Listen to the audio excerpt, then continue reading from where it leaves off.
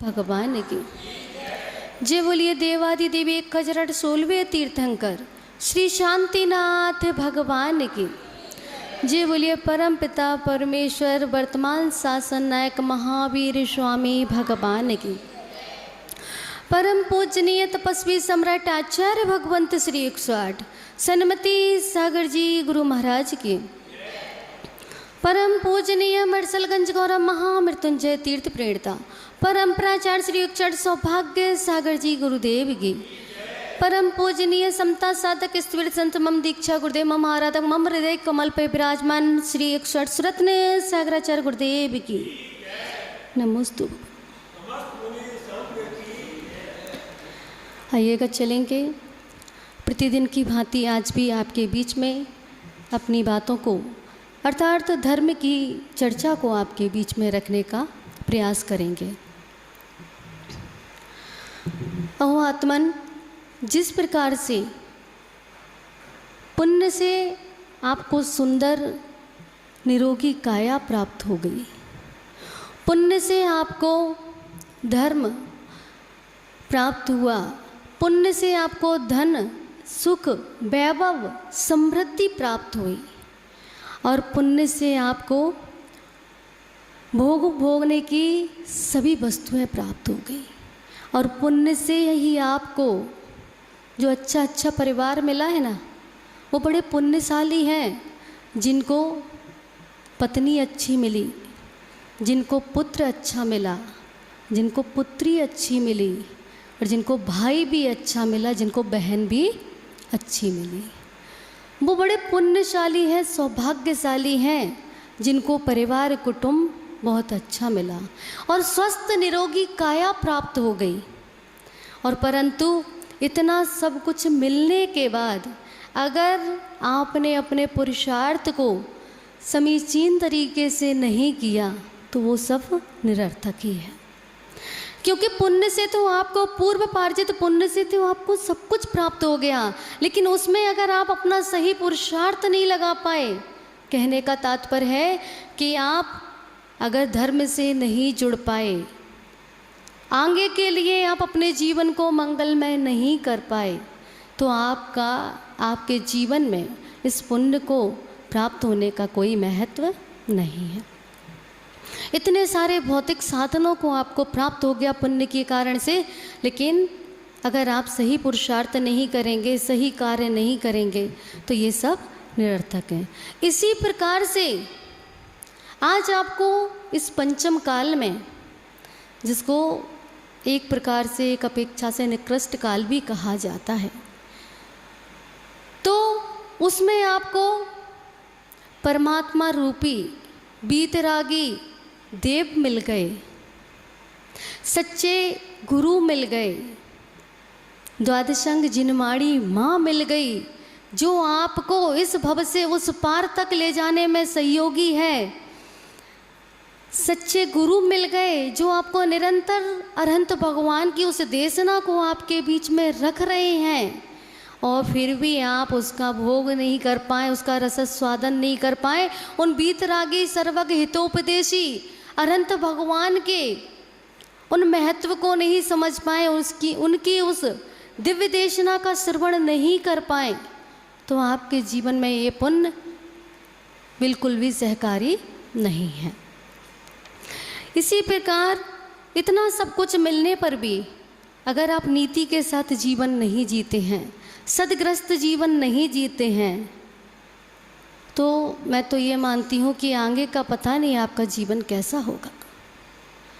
आज हम देखते हैं कि आज बच्चों को संस्कार ही नहीं दे पा रहे। हमारे पवन जी हैं जो अक्सर पूज्य गुरुदेव के चरणों में अपनी भावना रखते हैं कि बच्चों को जंक फूड छुड़ाने का, बाहर का जो उल्टा सीधा खाते हैं बच्चे, चाइनीज़ फूड खाते हैं, उनका त्याग करवाइए। पर संत तो नगर में आते ही इसीलिए हैं कि आपको अरहंत की देशना को श्रवण कराएं, जो जो परंपरागत लिपिबद्ध हुआ है, आचार्यों से प्राप्त हुआ है, उसको आपके बीच में उस स्वादिष्ट भोजन को परसें आपके, जिससे कि आपके परिणाम स्वच्छ हो, आप अपने बच्चों को संस्कारित कर सकें। परंतु संत तो कह देते हैं, पर जो माता पिता है ना, अरे बच्चे को कौन जल्दी उठाएगा। बच्चे पे इतना प्रेशर है, इतना लोड है पढ़ाई का, एक नहीं 4-4 ट्यूशन्स लगा रखी हैं। इधर स्कूल से आया, थोड़ा सा भोजन कुछ, वैसे तो बच्चे आजकल घर का कुछ खाते नहीं, माँ पीछे पीछे लेकर के भागती है। देखना आप, जिन जिन के घर में बच्चे हैं, चाहे वो पिता हो चाहे माताएं हो, लेकर के पीछे भागते हैं, मनाते हैं खिलाने के लिए, सारा दिन उसी में चला जाता है। परंतु बच्चा वो घर का बना हुआ इतना सा भी भोजन ग्रहण करना नहीं चाहता। क्यों? कहीं ना कहीं आपने ही उसको बाहर के भोजन की आदत डाली है। क्योंकि कहते हैं ना कि आपकी खुद की इच्छा होती है पर बच्चों के ऊपर डाल दिया। जब बच्चे छोटे थे तो उनको सबसे पहले खिलाया किसने? आप ही ने तो खिलाया। बच्चों को क्या पता था बाहर का स्वाद क्या है? या बच्चे खुद चल कर के गए? बच्चों को ले जाने में वाले कौन? आप ही लोग।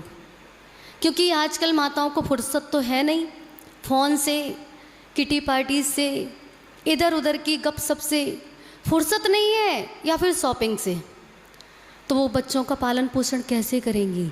अरे माताओं, माँ बनना है तो कुंद कुंद देव स्वामी जैसी माँ बनो, जो बच्चों को, अपने बच्चे को सुलाते समय क्या लोरी सुनाती थी, शुद्धो हम बुद्धो हम निरंजनो हम, ऐसी लोरी सुनाती थी। और आप लोग आज कैसी लोरी सुनाते हैं? मोबाइल से चालू कर दी, पूरा रील की ज़िंदगी जी रहे हैं। सीरियल में, फिल्मों में जो जो देख रहे हैं वो आप अपने घर में करना चाहते हैं। इसीलिए आज आप अपनी संस्कृति से दूर हो रहे हैं, आज आप अपने अपने कर्तव्यों से दूर हो रहे हैं। क्यों? क्योंकि ये जब से टेलीविज़न, मोबाइल ये आपके घर में प्रवेश किया है ना, तो आप इसमें जो देखते हैं ना वैसा ही आप अपने घर में करना चाहते हैं। सारे दिन तैयार होकर के आप लोग अपने घर में फ़ोन के साथ में बैठना चाहते हैं। काम वाले आए, काम करके चले जाएं। यहाँ तक कि बहुत से घरों में तो ये स्थिति बन गई है कि खाना बनाने के लिए भी मेड लगा रखी है। अफसोस की बात है, बड़े सोचनीय बात है कि आप अपने परिवार के लिए 4 रोटी नहीं बना सकते। बड़े सोचने की बात होती है। जहाँ पर पहले एक महिला पूरे पूरे कुटुंब का भोजन बनाती थी, और आज आप अपने एक बच्चा, पति और खुद 3, और बच्चों के लिए तो समय ही नहीं है आपके पास में। आचार्य भगवंत कहते हैं कि अगर अपनी बेटी को संस्कार देना है तो ब्राह्मी सुंदरी की तरह संस्कार देना, अपने बेटों को संस्कार देना है तो अकलंक निकलंक की तरह संस्कार देना। जिन्होंने जिन शासन को बचाने के लिए, जिन धर्म को बचाने के लिए, जिन शास्त्रों को बचाने के लिए एक भाई ने अपने स्वेच्छा से अपने प्राणों को भी न्यौछावर कर दिया, पर कोई नहीं बनाना चाहता। डर लगता है अगर नगर में कोई संत आ जाए तो अपने बच्चों को पहले ही अंदर रखना शुरू कर देते हैं, कहीं महाराज के साथ ना चला जाए। माता जी के पास ज़्यादा भेजेंगे तो कहीं माता जी की बातों में आकर के ये बच्चियां घर से ना चली जाएं। अगर आपकी बच्ची घर से जाती है और जिन धर्म के लिए गुरुओं के संग में जाती है, माता जी के संग में जाती है, तो आप याद रखना कि आप उन्हीं माताओं की तरह हैं, उन्हीं कुंद कुंद देव स्वामी की माता की तरह हैं, जिन्होंने अपने बच्चे को जिन धर्म पे चला दिया। आप एक बच्चे की माँ नहीं, आप संपूर्ण जगत की माँ होने का पुण्य का आश्रय करेंगे। क्योंकि जब किसी बच्चा, कोई बच्चा, बेटा हो या बेटी, अपने घर से निकलता है, धर्म मार्ग पर चलता है और दीक्षा को स्वीकार करता है, व्रत आदि को स्वीकार करता है, तो मात्र आपकी ही नाम को रोशन नहीं करता, वो पूरे जगत के नाम को रोशन करता है, पूरे जिन धर्म को, जिन शासन के नाम को रोशन करता है। परंतु क्या करते हैं, अक्सर आज देखा जाता है कि जैसे ही नगर में संत का आगमन होता है तो अपने बच्चों को क्या कर लेते हैं, और ज़्यादा बिजी कर देते हैं। साधु संत बोलते हैं बच्चों को भेजो, आहार में भेजो। अरे जिस दिन छुट्टी हो उस दिन तो लेकर के आओ, पर कौन उनको धोती दुपट्टे पहनाए, इतना प्रमाद है। अब खुद तो पहनना आता नहीं है तो उनको क्या पहनाएंगे। अब रेडीमेड भी आ गई, उसमें भी प्रमाद आपको, सिली हुई स्टिच आने लगी है तो उसमें भी आपको प्रमाद हो गया है। आप कैसे अपने बच्चों को इंस्पायर करेंगे? आप बताइए मुझे, आप अपने जिन धर्म का, जिन शासन का महत्व कैसे अपने बच्चों को बताएंगे?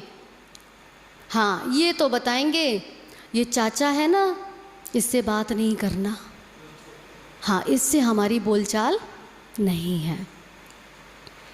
बुआ के घर पे कतई नहीं जाना, बुआ ने ऐसा ऐसा काम किया, हमारे हिस्से में से ज़्यादा ले लिया। क्या संस्कार दे रही हो? ना बुआ ने आपके हिस्से से लिया, ना चाचा ने आपके हिस्से से लिया, जिसके भाग्य का जितना था वो अपना ले गया। ऐसी अगर सोच रखेंगे ना तो समूह के साथ में आपके परिवार जो पहले थे वैसे ही परिवार आज भी विद्यमान रहेंगे। एक रसोई होगी, 25-10 खाने वाले होंगे, और आज 2 खाने वाले हैं तो 2 रसोई बन गई हैं। अब जब कहो कि विधान हो रहा है, विधान में आ जाना, क्या करें माता जी, अकेले हैं घर में, अब उधर देखें कि इधर देखें, तो अकेले हुए कैसे ये तो चिंतन करो। किसने अकेला किया? कि परमात्मा ने आपको अकेला किया? कि परमात्मा ने या गुरुओं ने आपसे कहा कि आप अपने अपने घर का बंटवारा कर लीजिए? नहीं, आपके ऐसे आपकी गलत सोच ने आपके अपने घरों को अलग अलग कर दिया। बंधुओं, कहने का तात्पर्य ये है कि निर्गंत साधु आपके नगर में आए हैं और आपको निरंतर धर्म उपदेश दे रहे हैं, अपनी तरफ से नहीं दे रहे हैं।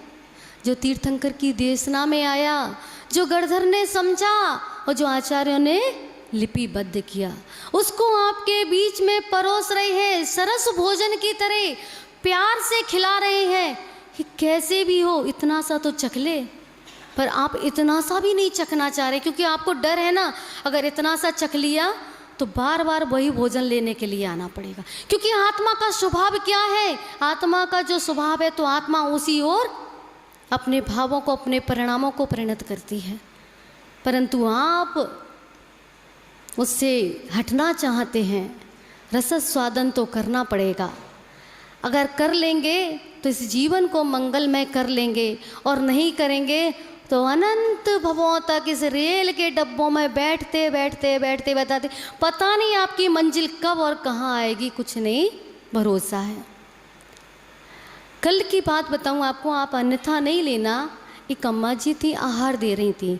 आजकल एक वायरस फैल रहा है आई फ्लू का, सभी को आई फ्लू हो रहा है, तो वो आहार दे रही थी। गुरुदेव को भी दे चुकी थी, सभी साधुओं को। मेरे पास आई, मुझे भी दे लिया था। तो मेरी निगाह उनके चेहरे पर पड़ी, तो मैंने उनसे पूछा आपको आई फ्लू है? हाँ बोली हाँ। तो मैंने कि आपको आहार नहीं देना चाहिए। तो अम्मा नाराज़ हो गई। अब अम्मा नाराज़ हो गई तो मुझे भी तकलीफ़ हुई। तो मुझे लगा कि मुझे नहीं उनको इशारा करना चाहिए था, परंतु आपको खुद अपना विवेक लगाना चाहिए, आपको स्वयं अपना विवेक लगाना चाहिए। अगर आपको फीवर है, अगर आपको कोई इन्फ्लू आदि हो रहा है, कोई भी तकलीफ़ है, शारीरिक पीड़ा है, कोई रोग आदि है, तो उस समय आपको साधुओं को आहार नहीं देना चाहिए। मंदिर आए दूर से, क्योंकि जिनेंद्र भगवान का, हाँ, क्योंकि ये सब चीज़ें टच हो करके स्प्रेड होती हैं, फैलती हैं। तो मैं तो यही कहना चाहूँगी कि आपको, ये तो आपके सोचने की बात है, साधुओं के सोचने की बात नहीं है, आपके स्वयं के विवेक की बात है। अगर आप विवेक लगा करके साधुओं को आहार देंगे तो साधु भी स्वस्थ रहेगा और पूरा का पूरा पुण्य का लाभ आपको मिलेगा। ठीक है ना? तो इस चीज़ का, और बहुत सी माताएं बहनें हैं जो चप्पल 16 पर इसका भी विवेक रखेंगे। चप्पल तो चप्पल है, कभी सिर पे रखने के लिए नहीं हो सकती है। चाहे आप किसी भी धातु की बनवा लेना या किसी भी वस्तु की बनवा लेना, चप्पल का कार्य जो है वो चप्पल वही कार्य करेगी। इसलिए मात्र आपसे इतना ही कहना चाहते हैं, अपने विवेक को लगाएं, अपने भावों को अच्छा करें, अपने परिणामों को अच्छा बनाएं, और निर्गंत साधक आपके नगर में आए, उनकी साधना में सहयोगी बने, और जो वो आपको परोस रहे हैं सरस भोजन, जिनवाणी का सरस भोजन, उसको ग्रहण करें और अपने जीवन को मंगलमय करें, और अपनी संतानों को ब्राह्मी सुंदरी अंकलंक और कुंद कुंद देव स्वामी की तरह बनाने का प्रयास करें। इन्हीं शब्दों के साथ जय बोलिए पूज्य आचार्य भगवंतों की।